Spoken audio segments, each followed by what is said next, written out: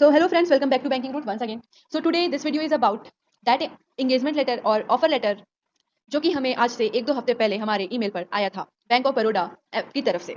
अब देखिए, ऐसा ना हो कि उस पर 28 पॉइंट्स लिखे हैं, ठीक है, उसको आपने साइन कर दिया एंड बिना पढ़े साइन कर दिया और फिर बाद में आप ही पछता रहे हैं कि हमें साइन नहीं करना चाहिए था, ठीक है, या फिर बैंक वाले पछता रहे हैं कि इस इंसान ने साइन क्यों किया। ठीक है, तो चलिए स्टार्ट करते हैं, वीडियो को पूरा देखिएगा।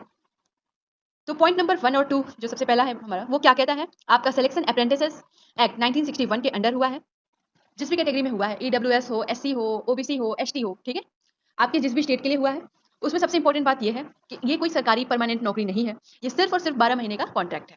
पॉइंट नंबर 4 में साफ लिखा है कि 2 हफ्ते की बेसिक ट्रेनिंग होगी और 50 हफ्ते तक आपको ब्रांच में काम सिखाया जाएगा।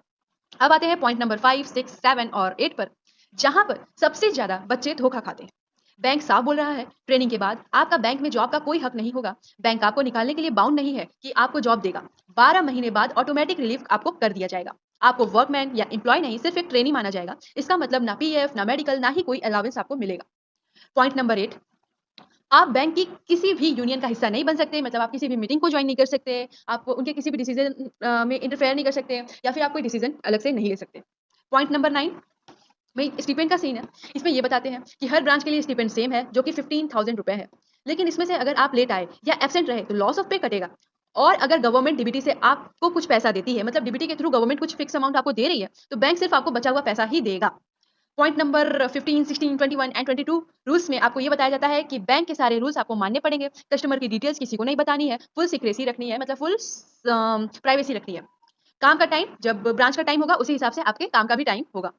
और बात करते हैं छुट्टियों की, तो बैंक की छुट्टियों के अलावा पूरे साल में आपको सिर्फ 12 कैजुअल लीव मतलब सीएल मिलेंगे, जो कि आपके महीने की एक छुट्टी बनती है। इसके अलावा आपको ना ही कोई सिक लीव मिलेगा और ना ही कोई अर्न लीव मिलेगा। ठीक है, अब सबसे डेंजरस पॉइंट, पॉइंट नंबर 10 से 14 तक है।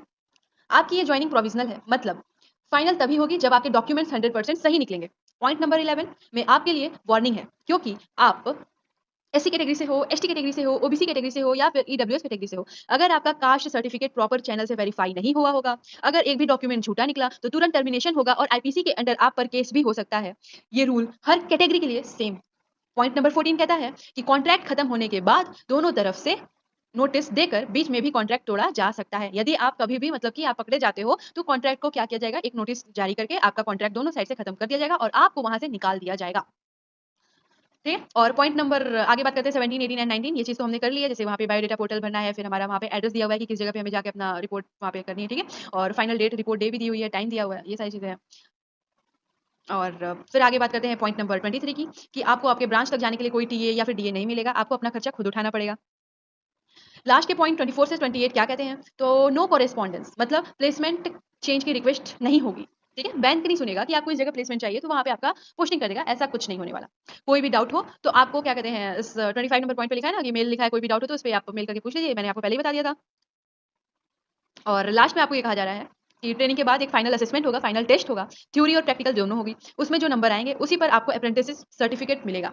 ठीक है, तो सारे डॉक्यूमेंट्स एक फोल्डर में रेडी रखिए। अगर ये वीडियो हेल्पफुल लगा हो तो लाइक करो, और जिनका बैंक ऑफ बड़ौदा में सिलेक्शन हुआ है उनको शेयर जरूर करो। चैनल को सब्सक्राइब कर लो ऐसे ही बैंकिंग अपडेट्स के लिए। थैंक यू, जय हिंद।